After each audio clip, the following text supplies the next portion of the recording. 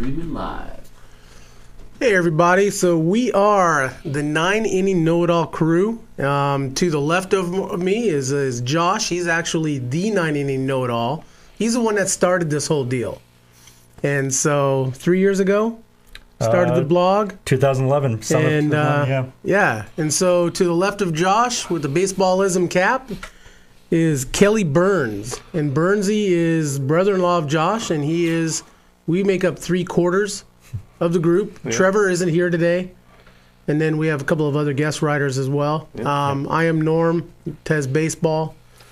And we are pretty much the brains and the soul of the organization. We like to think of ourselves as an empire. So I am the brains. Norm is the everything else. And I'm just here. Kelly's my assistant. So I came into this 40 pounds overweight because I've been eating everything after my winter baseball season.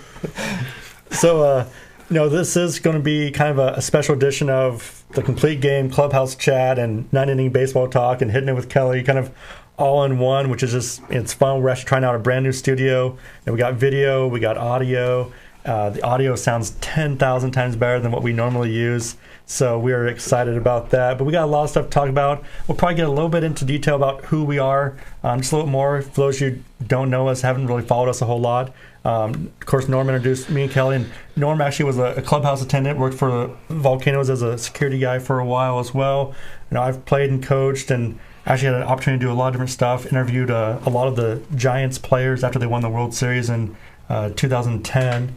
And then, Kelly's grown up and played, all throughout, his lifetime as a catcher, shortstop, and actually played with a few guys down in California area who are not baseball players, but who are actually still famous and known around for different areas for acting and things like that. So we got a lot of stuff to talk about, a lot of baseball topics. We do have a special guest coming on in a little bit, Ari Kaplan, who runs Ariball.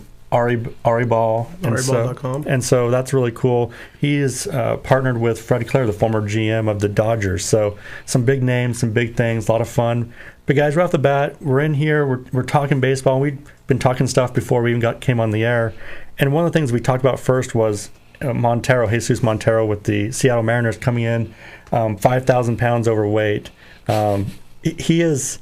I've seen the articles and I haven't seen the pictures yet, but you guys have seen stuff, and it's brutal. It just the way he talks, just the things he says, I know is already frustrating you guys just thinking about it. It makes me mad. I'm a Mariners fan, have been since I was a year old pretty much. My dad took me to games up there, but it's one of those things. As a professional athlete, he's not taking care of himself. And Norm, for you being a Giants fan, working with the Volcanoes, they have a player, Panda, Pablo Sandoval, who kind of in that same boat, but he still comes in at least somewhat in shape in a way. Right. What do you kind of compare these two guys, and how are they different?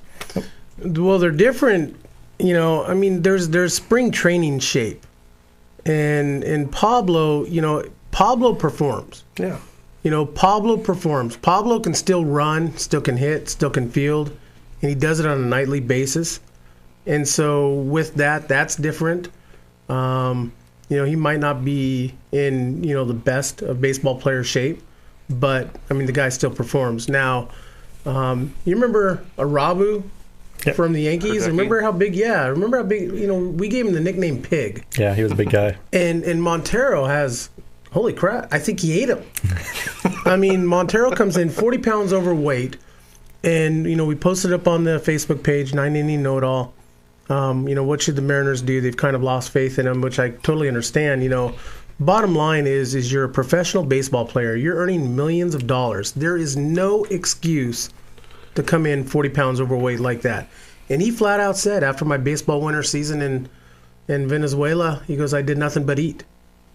And so, call it negative, call it, bad publicity, whatever. You know what? It's his job to come in shape. Yeah, definitely. As Kelly, I remember a couple years ago when the trade actually went down, Pineda for Montero, we were actually pretty excited because, Montero was a highly rated catching prospect. Pineda was good. We knew he was great, but we knew there was something wrong. At least as a fan, you kind of assume when he started having that drop off at the end of his season, whether it be arm injuries or just fatigue. But, we were excited about that. Compared what we thought about it then to what we think about it now, what do you see in that? I mean, it was the perfect trade because the Mariners traded a strength. They had pitching all over their farm system. So it wasn't a big deal to give up.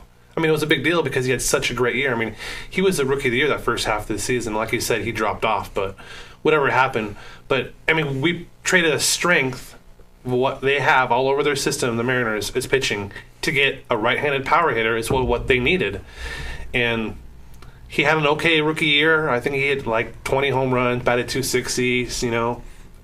For a kid that was 21, 22 years old, and you knew he wasn't going to be a great catcher, but he was going to be a guy that could hit the ball. I mean, I remember hearing that he was going to be a 40 home run guy in the major leagues, and obviously that has not come to fruition yet. And hopefully he turns it around, but that and Pineda hasn't pitched an inning for the Yankees because he's had a couple surgeries.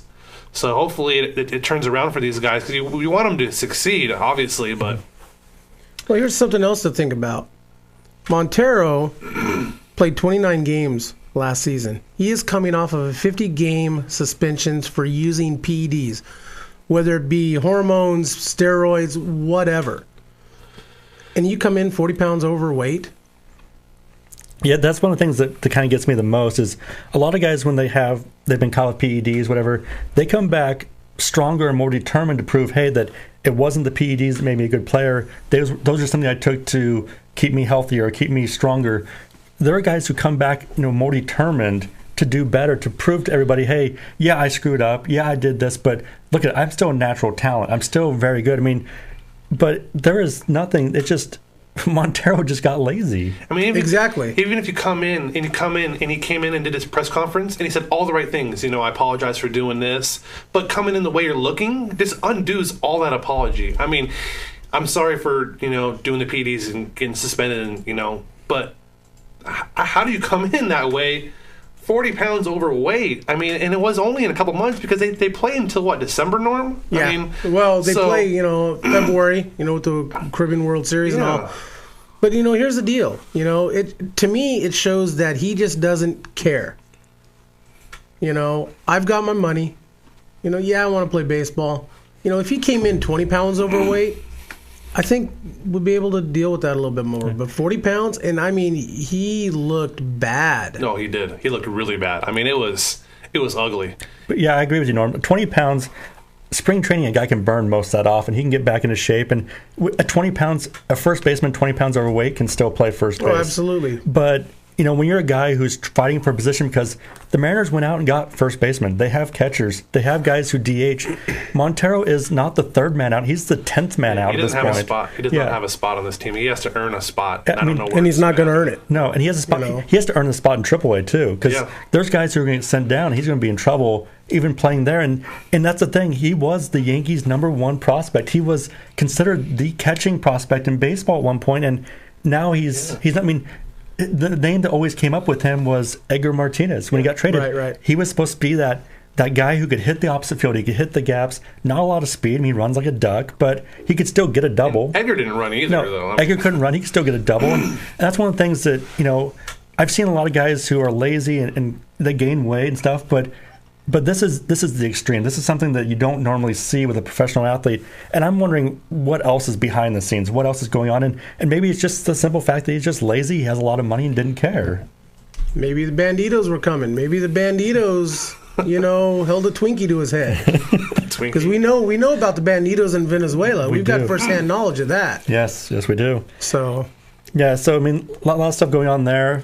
But let's move on because, once again, it's the Mariners, and they're sad and disappointing. They hurt my feelings every year. So, but another topic, we've got, Kelly just got back from Florida, being able to visit the Pirates complex, the Orioles complex. Jealous. We're actually getting ready to go. Kelly and I and our families heading down to Arizona in 2 weeks. We'll be down there in 2 weeks from today, actually. Jealous. To watch games. And, one of the things I love about spring training is the fact that it's baseball, but it's relaxed. It is so different from regular season. Regular season, the guys are, they're focused, they're intense, and rightly so. I want my team to be focused during the regular season, but spring training is a lot more fun, a lot more enjoyable, especially for the fans. And so, one of the cool things we do, and we're all autographers, we all do that type of stuff. And there are some big names going to be at spring training. In fact, Kelly, there was a big name at the Orioles spring training camp when you were down there. Yeah, I went down there to Florida just to see my dad for his 7th birthday to surprise him, and the spring training had just started, so I wanted to go down there and just pretty much just get some pictures for the blog and stuff. And we went to Pirates, and I ended up meeting Manny Sanguin. I love Manny. Yeah, and he was awesome. He's walking around. He's got full jersey on, full, the whole uniform, walking around, talking to some of the players. When he's not doing that, he's, signing autographs, taking pictures with the fans. Dick Verdon, their all-time. Did you see Spanky there? No, I didn't see Michael him there. Valier? No, he wasn't there. But Maz was going to be there this week. Nice. But Clint Hurdle, before each practice, he would come out and with the fans and sign autographs, take pictures, and talk. But the guy I saw in Baltimore was Jim Palmer. Jim Palmer was there. And Kelly did not check his underwear, by the way. I did not check his underwear. I'm sorry. But he was awesome. He sat there and signed autographs for everyone that was there, took pictures, had conversations. And that's just stuff that you want to see. And that's, it's practice. I mean, Yep. we're going to see practice. It's not the games. You're talking about practice. It's the interaction. It's the interaction with the players. It is. Because, in working in the clubhouse, one thing, these guys earn millions and millions of dollars. Not your minor leaguers. They get paid crap. But, but that's their job. And they're, Brett Butler, 17-year major leaguer, very first time I talked to him on the phone when I was clubhouse manager down in Lancaster in 06, I was excited. I grew up a Braves fan. I grew up a Butler fan. I knew who he was. And you could tell I was really excited. And he said, rule number 1 is you treat me like anybody else. He goes, I put my pants on the same way you do in the morning. Now, the trick with that is for the people who know me, I don't wear pants. I'm always in shorts. So, and that's what I told him. But it was that way the whole season. Bugsy didn't want any special treatment. He didn't want to be treated any different. And 95% of the players in our clubhouse were that way. You got a couple of prima donnas, and you'll always have that. But most generally, they all want to be treated like you and I, just normal Joes. And that's one of the things that's been kind of symbolic of all of the teams that he's coached, too, is the way that his players treat fans. I remember when he was coaching AAA, they came up and played in Portland when Portland still had a AAA team. Portland, everybody signed. You're sad. But, yeah, they were all amazing. The guys would sit and talk. I mean, there was at one point, some of the guys came out and they weren't going to sign it, and Butler looked at them and said, go sign. Yep. And they walked over and signed, and then they just sat and talked for like 5 minutes. And that's characteristic. That's what coaches, like Butler do. They create that atmosphere of enjoyment for the fans, more of a relaxed setting for the players, and I love it. I think it's something that I wish more coaches would emphasize, because it really is entertainment. I mean, it's still a sport. It's a game. Yes, they get paid to do a job, but in the end, it is a game. In the end, it is a sport, and it's supposed to be fun. It's supposed to be something that guys, kids, young and old, can enjoy and just smile and enjoy. And that's why I love spring training, because you can smile. Your team can get beat 50-1, and it doesn't matter because it's spring training. It's fun. It's mid-70s, low 80s. It's beautiful weather. You got the lemonade man. You got the lemonade man. Lemonade. Yeah. Just like that I made. Yeah. And for those of you who have never heard, you want some. You go to YouTube and type in lemonade vendor spring training Scottsdale and search for it. It's a guy who is. Kelly and I have seen him, probably a half dozen times, and he is the best guy. He's a celebrity. Ever. He is a celebrity. He is. Yeah. No, what you were saying, Josh, it matters. So when the interaction, it matters. Like I have my oldest daughter, Gracie, 9 years old. She gets an autograph, and she remembers that player. So when we're watching a game, I got that guy's autograph. I hope he does good. You're making a fan for life. I mean, you were making a fan for life, especially for these kids. I mean, I remember when I was a kid, I got a couple balls thrown to me, and I still remember those guys. It's just, it matters. Mm-hmm. I'll give you one more Brett Butler story. You talk about, how he told his players to go autograph. We were playing in San Jose, and the team hotel was in Campbell, the Pruneyard Inn.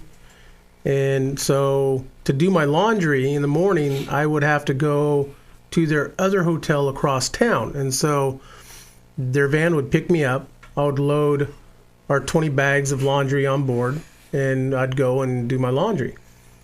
Well, I'm getting back one morning actually, and Bugsy sees me unloading our stuff onto the bus. And the bellhop is helping me. And so, Bugsy just sits down, and at the time, I didn't know he was out there, and he was just watching everything. And so I'm done, the guy's done, the bellhop gets in the van, drives away. Bugsy comes up to me, puts his arm around my shoulders, and tells me, he goes, did you tip that bellhop? And I'm like, no. And he was like, did he go above and beyond what he was doing to help you out? And I'm like, absolutely. He goes, you need to make sure you take care of people like that. And so, that's just the way he is, in real life as well. And so, and that's a lesson that I've learned and use today. Yeah, and that's one of the things, once again, yes, these are grown men who play at the professional level. They're, anywhere from 22 to, 38, 40 years old, but they still need someone to mentor and lead them. No matter how old you are, you still got to make it sure that you are have someone who can lead you and someone who like Butler, who can give you that solid and advice that you really need. So I know we're going to try and get Ari on in just a minute or two and see if we can't get him. But I'm excited for spring training. I know it's only 2 weeks away. I keep checking the weather forecast every day, especially after the snowstorm we had up here in the Northwest. It kind of drove that desire to have some warm weather. All right, so we're going to try to get our guest on the line here. Our guest is Ari Kaplan. Go check him out at www.ariball.com. He is a baseball analytics guy. So if you watch Clubhouse Confidential on the MLB Network, that's what he does.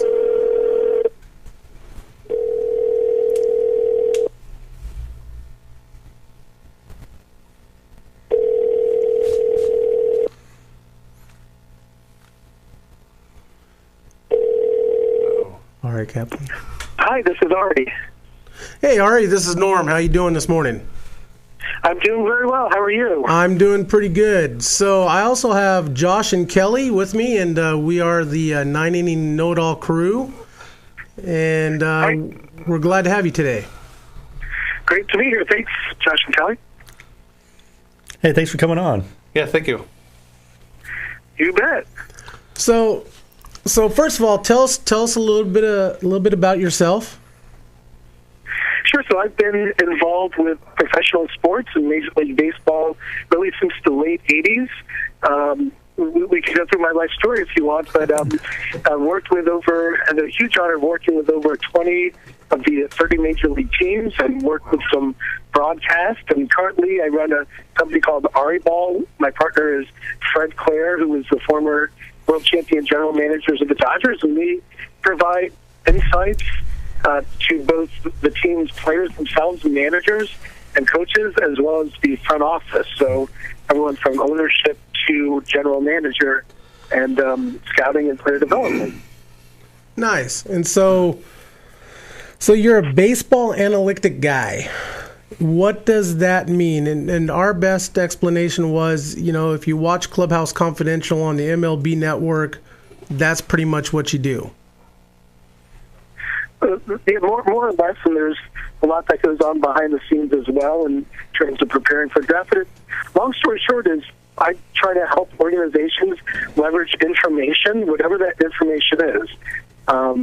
Statistics, play-by-play, pitch-by-pitch, mechanical, injury, video, and try to synthesize it in a way that's insightful, actionable, and that the information's in context. So at the end, whether you're the front office and you're looking to make a trade or a sign-in, or evaluate how much a player is worth, or you're a coach and just trying to figure out the strengths and weaknesses and habits of the players you're about to face, I just use whatever information I can to help them make decisions.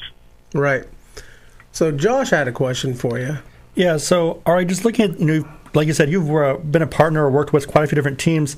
Is there really kind of an organization that really focuses more on the analytical side, that they kind of take it to heart? We saw the movie Moneyball where the A's and Billy Beane really kind of focus on that. But are there other teams that really kind of take that to heart and really make that one of their main priorities when it comes to evaluating players?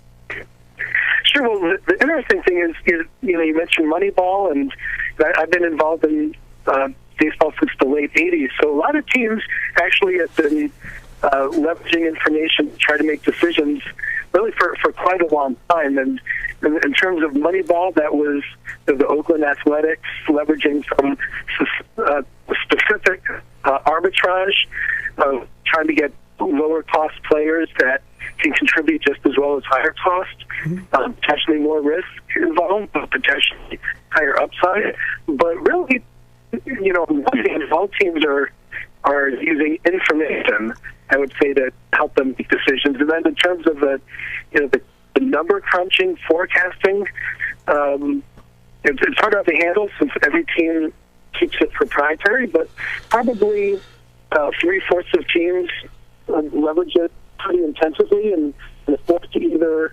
rely mostly on consultants or don't quite leverage it as people look at it's a Moneyball fashion.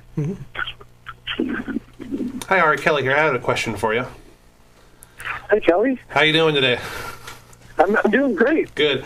I'm a huge Fred Claire fan, by the way, so tell him I said hi. I sure will. And I understand he was on the show not too long ago. Yeah. Norm did an interview with him. But my question was, I watched the Clubhouse Confidential show, and I enjoyed it. I like that type of program.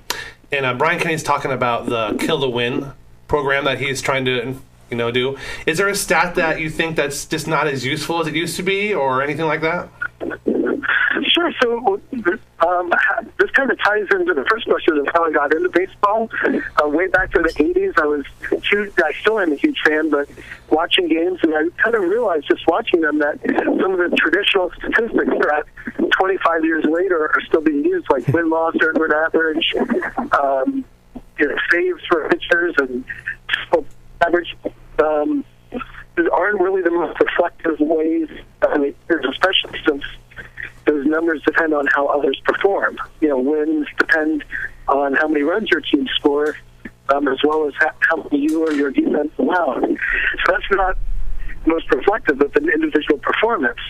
So I came up with a whole realm. Anywhere you hear the word expected, like expected runs, expected earned run average, kind of came up with a more fair way to evaluate it. Now, interestingly, fast forward 25 years, and people still are talking about earned run average and runs batted in, and numbers that are kind of out of context. They don't really paint a picture of what happened, or possibly just as importantly, what if the player contributed in future seasons.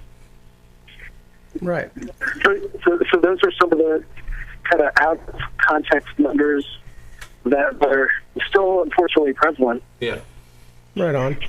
So it's Norm again. So now you've been associated with baseball, doing what you're doing since like the late 80s. Now, I've shot video for the Giants for their minor league team out of Salem Kaiser here in Oregon, and I've noticed, the change in technologies. I mean, it used to be 7-8 years ago, we would go with 3 handheld cameras. We'd have a camera in a box in center field looking in to home plate, and then we would have 2 handheld cameras that we would use on different sides of the bleachers. And so if we had a left-handed hitter, we'd go film that, and vice versa. But now, it's totally different. I think we use 5 cameras. We've got the center field camera. We've got 1 in each dugout, and then we've got 1 right behind home plate, and then 1 looking down from the radio announcer box. And so how have you seen the change in technology in your time? Sure. Well, there's been a huge change over 25 years, and the significant change in what you've seen, having worked in Oregon with the Giants just in the last couple of years. In terms of minor league video, it's been tremendous. Just probably about 3 or 4 years ago, most teams weren't capturing their minor league players. So when a player was going to be coming up to the majors, it's a challenge for the general manager and the player development people to make decisions, since they were just going on coaching reports versus visual evidence. Guides for how players can develop, whether they're ready to be called up to the next level or not, is pretty intensive process of travel and watching players. But now by having the video capabilities, it's it's tremendous. Both in recorded videos, how the pitcher throwing the curveball to. I know a lot of teams now have real-time web-based videos, so they can even control cameras and take a look at bullpen sessions. So that's just phenomenal. It opens up the eyes, literally, of the entire organization, scouting, player development, and front office. So it's great that you had that involvement with the Giants and saw that firsthand. Absolutely. And then the other influx is, if your viewers aren't familiar, the company called Sport Vision and TrackMan and others that they connection with the 5 cameras, record with not just the video, but take that video and kind of digitize everything from the release point of the pitcher's hand to the velocity, the movement, the spin of the pitch, how hard the ball is being hit, and just the capturing of that data in the minor leagues is extremely new. In fact, today, 2014, much fewer than half of all minor league stadiums are equipped with that. So that's the latest, greatest. The challenge, of course, is how do you use that information and take meaning out of it? We'd love to talk about that, too, if you're interested. Absolutely. Sure. So, one of the challenges, whether it's looking at the old school RBI and win-loss, or looking at plays, or having scouts watch players, or having the Sport Vision TrackMan world of record information, is to see what's meaningful. So you can get a pitcher, you can have a Jamie Moyer pitch not overpoweringly, or Greg Maddux, but still be extremely effective. On the other hand, you can have pitchers that don't have velocity and are very ineffective. So the challenge is seeing what components, both in the majors and minors, indicate future success. And that's a challenge when you start doing pure numbers and forecasting. Is oftentimes it's out of context.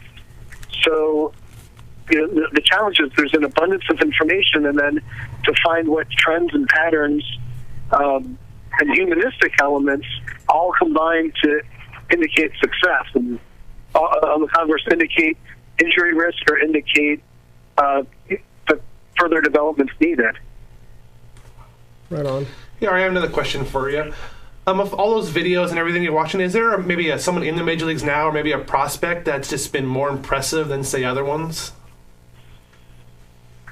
Well, there's lots and lots of prospects, and that's one of the other aspects that kind of fans are really honing in on, is the whole prospect. There's all sorts of people from Baseball Prospectus, Baseball America, ESPN, that all have their own prospect list. And, the challenge is to see who's right, and, is there any bias? How much is luck involved? So this is where it gets to the fun, healthy debate and discussion. Scouts, advanced scouts, analytics people, managers, former players. There's all sorts of healthy debates of what type of mechanics are what you want to have, and what type of mechanics aren't. And there's some common, universal truths, but looking at an 18, 19-year-old, it's challenging to project can they compete at the major league level in 3, 4, or 5 years. Yeah. And that's where it's helpful to have experience, whether that experience with a scout that has seen multiple people go from high school or college onto the majors, or whether it's the analytics where you have the Sport Vision TrackMan statistics of them from that high school, college through the majors. So having that wealth of experience takes a lot of the guesswork out of it. Yeah, Josh and I went to the Arizona Fall League this year, or last year, and that was, I don't have any experience in scouting or anything. I just, grew up playing and watching the game for as long as I can remember. But it was really a cool experience to see these guys that, we just haven't had a chance to see live before. You read the articles and you see the videos and everything, but to see them live was something that was really, really cool. And there were guys that popped out just by watching them play, like the Chris Bryants and some of those guys. But that's just one name that I thought that we saw him 2 or 3 times, and he was very impressive.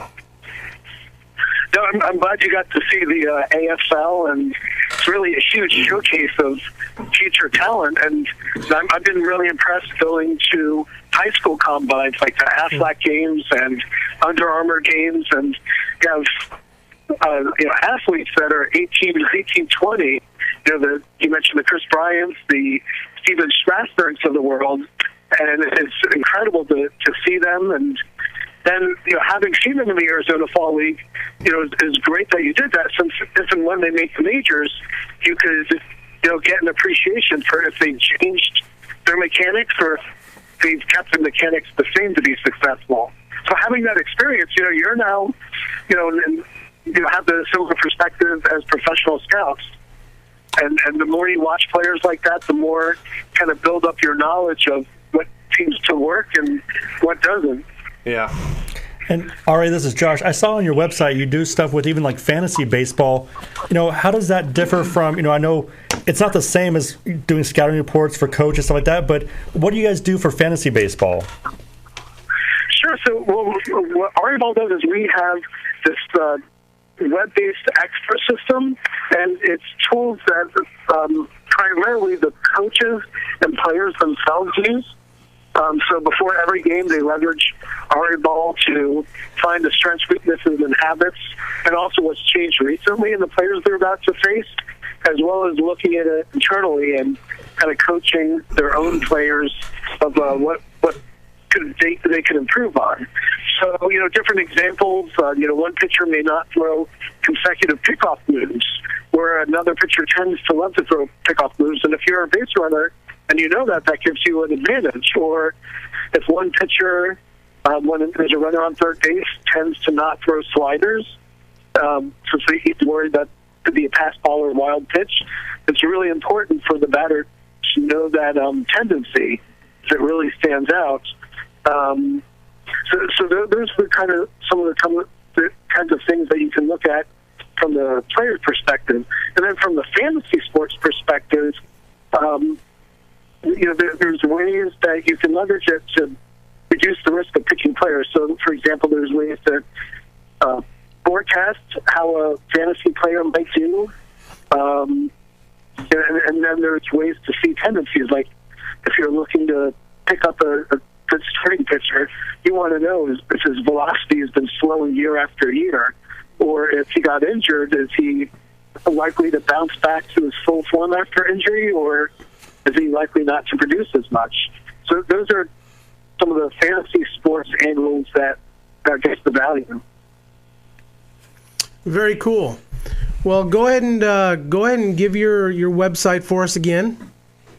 Sure, it's www.ariball, that's ARIBALL.com. And I'm excited. I don't know if I'm in a fantasy league with these guys this year, but I'll tell you what, I think your website's going to help me out quite immensely. So we're glad we came across you, and we definitely would love to have you back on the show at some other point. Maybe get you and Mr. Claire on at the same time. I know Kelly's kind of excited over there. Yeah, that would be pretty cool.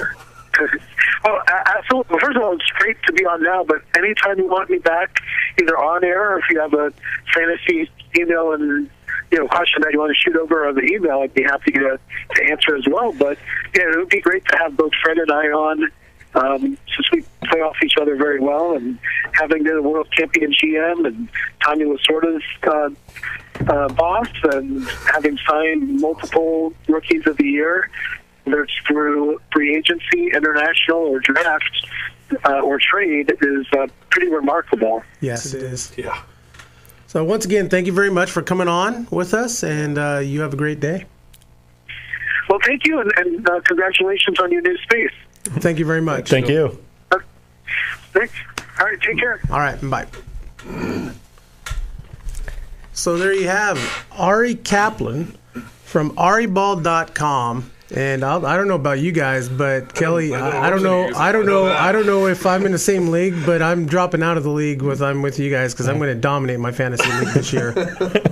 I won one last year, by the way. I had to throw that out. Yeah, hey, and which, by the way, the question was asked is how can Josh have the title of 9-inning know-it-all if he's in the cellar of our fantasy baseball leagues. The reason for that is because the 9-inning know-it-all was actually at baseball games and not on the computer doing fantasy baseball. But this year's going to be different. This year's going to be different because I am going to, take a little extra time, maybe write a few emails to a Mr. Ari Kaplan. But yeah, it's one of the things, and we all play fantasy baseball. In fact, I think I had like 10 teams last year that I played, which is not enough. When you're a baseball fan like me, you always want to do the draft more and more. But it's a fun thing. It's it's like autographing for us. It's kind of addicting where you get to be the coach, and it's a lot of fun. And there's just little things. It's ways to keep in contact with the game. And one thing that we've talked about in the past is doing a keeper league where you draft minor league players as well. And that's something we'll probably talk about. May even have a 9-inning know-it-all keeper league going on. But it really is. There's a lot of information. Baseball is a numbers game. We all know that. Being a person who's business and math minded like myself, I think it's one of the things that draws me to this game because I love the numbers. But I agree, there are some stats that are they're useless. Worthless. I mean, like wins. Felix Hernandez is one of the best pitchers in the game. His team stinks. 12 or 13 wins. And he got the Cy Young because he was the best pitcher, and rightly so. And I like that fact that voters are starting to see that more and more. And yes, wins are important. You still want a guy who has wins because you still have to perform enough to get the W. But at the same time, I don't think it's as important. There are other stats, but there was a stat that was found on the back of the baseball cards, the WAR stat, and Norm found that, and I was flabbergasted. When I saw that, I was like, I don't know if I want to buy these cards anymore. But yeah, the WAR statistic is on the back of the new Topps 2014 cards. It matters. I mean, people care. I don't care. I know you don't care. That's just one extra stat on there. It makes everything else smaller. Because I knew when I was reading on the back of the card, I knew there was something wasn't right about him because it just looked different. Everything was smaller? Well, that and it was just lengthened out, I mean, then I'm like, oh, did they have to take a stat off? Did you look at 2013? They added it. They added it. Yeah. Okay. So I'd like to go ahead and plug a couple of things and give a couple of shout outs. First of all, go check us out. Go check out the blog, www.9inningknowitall.com. We've been around for 3 or 4 years now, and we got some great stuff up on the blog, and we're going to hit 1 million views sometime this season. Year, yeah. And when we hit 1 million views, You're gonna twerk, right? I'm going to twerk. I'm going to twerk. That's right. No, we're going to do a huge giveaway. We haven't really talked about what we want to give away yet, but we've got merchandise. As you can see, Josh and Kelly wearing their 9-inning know-it-all shirts. That is done. I've got mine on underneath. Yeah, what's up with that? It's because I told you. I talked to you last night. No Dodgers. No Dodgers and stuff. So our shirt guy is awesome, and his name is Mark Canham, and he has MDM Designs out of Lebanon, Oregon, and he does such a great job for us. Yeah. And we have brought him on board to do the Highway 30 Music Fest stuff now. So Gordy over there, Filer, Idaho, June 12th and 13th. Kelly and I are going to be, dude, it's going to be awesome. And then Mark's son Mitch, who's a catcher in the Washington Nationals organization. Yeah, just signed with them, yep. Runs basebypros.com. Go check out Mitch's sites. He does some instruction, and it's a pretty fair price. And, we'd also like to give Chris Gazelle over at baseballdudes.com as well. He does pretty much the same thing, a local guy out of Vancouver. He does his for free, and Chris is awesome as well. And so there you have you guys. Have anything else? We've had some really good sponsors, really good friends, and all the people who've interacted with us and been a huge benefit. We do have Mark who's done the shirts for us, and in fact, the first order shirts, he just made them for us and let us take a look at it. It's been really cool. But we've had a lot of fun things, been able to meet a lot of people, I know, doing this. A lot of people that I didn't expect to ever get a chance to meet. We just had, a high schooler, Trace Lohr, plays out of Portland, Rex Putnam High School. Amazing young man. Just talking with him and being able to interact with him a lot more even after the interview, and going to see him, I think, in a couple weeks when he starts the season. And, we've been able to just interact and talk to people. At Arizona Fall League, like Kelly said, we've got to talk to people down there. Spring training, hopefully we can talk to a few people down at this point. Just at the games for the Northwest League, we've had a lot of fun. A lot of great interactions with different GMs from the teams, owners, players, clubhouse people. That's the thing. Baseball is unique where even if you're not athletic, even if you're not very good at the game, you can still love the game and be there and be a part of the atmosphere. And baseball really does have a unique atmosphere because it is a social setting, but it's also a chance to watch a game, watch a sport. What about if you're 40 pounds overweight? Well, then you have to can watch it. You can always watch. You can't necessarily play. But it's one of those things where, baseball is social. You go to a football game, it's not a social event. It is not as much. Not as much. Yeah. It's a lot more of a you're there to cheer. You're there to make noise. Baseball's slower. Yeah. So you have more time to talk about the game, and and that's what maybe why some people might not like it, but. But that's one of the things, I know, Kelly, you do this every game, and I did it growing up, was keeping score. Yeah. Anyone can keep score. Anyone can be a part of the game. And that's one of the things I love. I think it was Mike Matheny wrote a letter when he was a coach for Little League to the parents, and he was explaining how he was going to make each kid think about what they're going to do on every pitch. And they had to, it's the mental aspect of the game. It's a lot more thinking. Yes, it is a slower game. Yeah. But at the same time, that's not a bad thing. And some people, they get bored too easy because, this is the TV generation. It's the thinking man's game. Yeah, it really is. You have to sometimes realize that every pitch, every movement, every action, whether you're a catcher or center fielder, it matters. It affects everything. And that's really kind of the cool things about baseball. And that's, once again, it's one of the reasons why I think we're all so in love with the sport, because it is so unique. I just like the hot dogs. Hot dogs and hamburgers ain't going wrong there. So we'll post that Mike Matheny letter up on the blog, up on the website. We have it up on our Facebook page. If you haven't followed us, it's a really good. It is. It's awesome. It's blunt. It's right to the point. Yeah. It's the way it should be. Yeah, and as someone who, I've coached before. I coached my dad in girls fast pitch, and I know we've all coached and played different levels and stuff. And it's one of those things where I kind of wish I would have had that letter when I was coaching to give to the parents, because there's a lot of parents who get it. They understand that this is a game that have fun, and their daughter, their son may not go play college ball because that's not easy to do. I mean, I played all through high school, and I didn't play college ball. I was good, but I wasn't that good. I mean, the guys who play college ball, they're skilled. They're very talented. And guys who play minor league baseball and major league level, they're the best of the best. They're insanely good. They're insanely strong and physical athletes. And so it's just one of those things where, as a parent, enjoy the game. As a coach, teach the game, but let the kids enjoy it as well. And that's one of the things. Absolutely. Even talking to my dad, he said, I know I did a good job as a coach, but I wish I would have had more focus on doing the fun things like hitting, because that's where kids got more enjoyment. He's doing that with me now. Yeah, and that's where, he's doing a lot with Kelly's daughters, my nieces, that they're doing a lot more of that, and it's working. It's fun, and I'm excited, in a couple years when my daughter and Kelly's youngest get to the age to play T-ball and stuff, that get back into coaching myself and do that, and it's going to be a crazy, crazy group with those two together. Longview, watch out. Yeah, it's frightening. It's coming, but baseball is just so much fun. I just love the fact that you can do so much with it, and it really teaches you lessons for life, and I love that aspect of it. And our philosophy is baseball. We're first of all, we're three huge baseball fans. Producer Brian here is a baseball fan as well, and we just want to share it. I mean, we all have a passion. It's different for each reasons, and but we have a passion for the game, and we want to share it. It's baseball by the fan, for the fan. Oh, look at you! Right, that was we will write, and we will talk about anything. And it might just be, bringing on, a musician who's a huge baseball fan and talking music and baseball. We might talk about everyday fan. Going to Walmart and buying $60 worth of baseball cards and doing a break right on there and talk about the cards and what's cool about them, and the war statistic is not.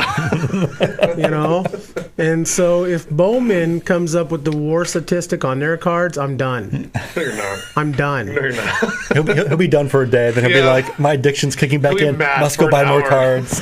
If anybody hasn't seen now, Josh and Kelly have fairly large collections. And I wouldn't say mine is fairly large. It's quite large. I'm pushing about 300,000 to 400,000 cards. Yeah. So I have a very large collection, and my sole purpose to collect is to get them autographed. That's a lot of cards to get autographed. That's a lot of cards. But it's for you, though. Exactly. It's not for anyone else. It's for you. And I'll share. I'll share. I get doubles all the time. And we've done this numerous times at baseball games. It'd be little kids, dude. I'll get an autograph and give it to them. questions about. If I got doubles of a card, I'll do it in a heartbeat. Well, I was just telling Josh, when I was in Florida, Russell Martin was signing, and there was a lady, whoops, who, she had a receipt. That's all she had was a receipt for him to sign. And I had an extra card because I usually always have, 2 or 3 cards of each player. And so I gave her a card to sign, and he saw that, so he made sure that he signed a card for me. Yeah. And that's, And that's what it's all about. Yeah, and there's a lot of players who do that. I mean, I was at Safeco a couple years ago with Texas playing, and Derek Holland was signing. Little kid, all he had a blank piece of paper, which I don't think anyone should ever sign a blank piece of paper. It's just not safe. And he told the kid, he goes, "I'm sorry, I want to sign for you, but I just can't." Gave the kid a card, and Derek, grabbed the kid instantly. Once he saw the kid got the card, he grabbed him, signed him for him, and Derek's been great. I mean, I've met Derek 3 or 4 times signing at spring training and stuff like that, and he's always been great about it. But he's a funny guy. He is. He's really funny. He's pretty goofy. But it's just one of those things where, we collect. I mean, Norm's got a huge collection. I think right now I'm pushing 100,000 cards myself, and really the design of it is just to have fun. I know my dad collects, and he has a lot of cards that he's actually splitting up for all of his grandkids, and we're going to give that, which Kelly and I will probably taking from our daughters anyways, but they're going to go back to them eventually anyway. But that's saying, my collection will go to my daughter, and if I have other kids, it'll go to them. I mean, it's going to be theirs someday. It's not mine to keep. It's theirs to have someday and to pass on when they have kids. So that's what makes it fun. I love that part of it. I have a cool story. It actually was in Safeco Field last year, and I wish I remember the player, but I don't. But I had 3 cards of the player, and it was the same card. And the player goes, I'm going to sign these for you, but I just want to know why I need to sign 3 of the same card. And I said, okay, that's a fair question. I have 3 daughters, and at some point in time, it's going to go to them. So it'd be nice if they each got one. And he had a chuckle out of it. He's like, all right, that's a good reason, because a lot of these guys, it's not for them. It's for them to go and try to make a buck off. But it's for me. It's for my daughters. It's fun, like you said, sharing stuff. It was Lord Bakar. So bouncing off of Kelly's, and everybody's pretty cool about signing. I ran into an incident a couple of years ago. Josh really remembers this as well. And I can't remember who the guy was, but he pitched for the Vancouver Canadians. I was working. It was like Nick Sick or something like that. I was working as security at Volcano Stadium, and I went down to the bullpen bench, and I had asked him to sign a card for me. And he looked up. He was like, "You work here?" I'm like, "Yes, I do security here." He goes, "I can't sign for you." He goes, I won't sign for stadium workers." I'm like, all right, I don't know the reason why, but I respect that, and I don't ever think I got that card signed. No, I don't think so. Yeah, I think even Josh kind of gave up on him. Yeah, he didn't sign for a lot. But there's other guys who are interesting. I have had guys who I've gotten cards. I had, like Marcus Littlewood for the Mariners, and they're played for the Everett Aqua Sox the last 2 years or last year and a half, something like that. And I had like 8 cards for him to sign, and he looks at the card and goes, "I know my mom doesn't have that card yet." I'm like, "It's yours, take it." And absolutely. And guys, they love it. Yeah, I've seen a lot of players do that. We'll say, "Hey, can I have this card?" And that's why I have doubles. Yeah. Always have doubles, because, But even we do a pretty good job at sharing autographs, too. Like, I was able to get Robinson Cano at FanFest. And right. Since I had all my daughters, and my wife with me, I was able to get extras, and I was able to each get you guys a Cano autograph. Yeah. And see, we'll go out and we'll go buy, Michael Conforto of Oregon State. I just picked up a couple of his cards, and one of those cards will go somewhere. But yeah, we should. Do you have a favorite autograph? Oh man, I think my favorite autograph is probably. Well, actually, I do have a favorite. It was one of the first times I ever went truly autographing, and it was with my dad up in Seattle at the Kingdome, and. Before the game, we got there early. It's the first time I've ever been early to a game like that. And we got to watch King Griffey Jr. and King Griffey Sr. drive in. It's the year they were playing together. And the cool thing about that is my dad watched King Griffey Sr. as a rookie in Cincinnati. My dad's from Ohio. So he comes in, and they stop, and they start to walk in. And my dad says something to Sr., "Hey, could we get an autograph like that?" And Sr. grabs Jr. and says, "Yeah, we'll sign for him." And it was really funny because at that point my dad started talking to Senior, and Junior started asking me questions. Wow. And so for 25, 30 minutes, we get to talk to the greatest father-son combination that I've ever been interacted with, and given the fact that I love Griffey and stuff, and so for me it was so amazing. I love that, and that's probably my favorite autograph. I have a couple on a glove that I got, but one of my other favorite autographs actually just came from a minor leaguer who may never amount to much, but Joe Panic, who actually is a great talent, but he just sat and talked, and I got to talk to him all year long, and he was a lot of fun. Him and Mike Murray both were a lot of fun with the Volcanoes last couple of years, so really enjoying that. So Kelly, what about you? You know, when I get an autograph, that's my favorite autograph at the moment. I mean, it really is, because how excited are you? But when you asked that question, I was thinking in my head, and the one that pops out to me I got last year at Salem Kaiser was Nick Vandertweeg, UCLA grad. Yep. And I'm a huge UCLA fan, grew up in Los Angeles, and they won their first ever national championship in baseball last year, and I was able to watch it. They beat Mississippi State twice. And he was the winning pitcher for the game that they won, and they clinched it. And so he got drafted by the Giants, and I was like, man, that'd be really cool if he would go to Salem, because I would love to get his autograph. And he ended up going, being assigned there, and went to Salem. And I had my jersey, and I took it. And for the most part, when I asked for a signature, I'm not, just please sign it. But I was like, I'm huge. I wore all my UCLA stuff, my shirt and my hat. He's like, oh, UCLA fan, right on. He's like, can you please sign this to Kelly, the biggest Bruins fan? And he signed it, and he even added the world champs, Nice. 2000. So that's something that, like you said, he's probably, I don't know how far he's going to make it, but that's priceless to me. Right on. So, ladies and gentlemen, once again, this is the 980 Know-It-All crew. You've listened to us interview Ari Kaplan and stuff, and we've had a lot of fun here in the studio. I know it's been interesting for us, and we were quite excited. And it's one of those things where I think we described it as we were, kids the night before Christmas waiting to open our presents. And this is so much fun to come in and talk, and we are just super excited to for this to be our first time here in the studio. Absolutely. Yeah. Thanks to producer Brian. Yeah, thank you. Running the show for us, and we're definitely grateful for that. So I'm sure we'll be here again at some point, as much as possible, because this is going to be definitely the awesome sports cave. At some point, we'll get this going. But thanks for tuning in. Thanks for checking us out. Don't forget to check out the blog, 980knowitall.com. You can go to the Facebook. We're facebook.com/980knowitall. We've got Twitter, all three of us. We've got Kelly Koo 15, 980 Baseball, Know-It-All, 980 Know-It-All for me, and then Tez Baseball for Norm. So follow us, check us out, and you know what? Enjoy baseball. The season is here. That's right. Go Giants. Oh.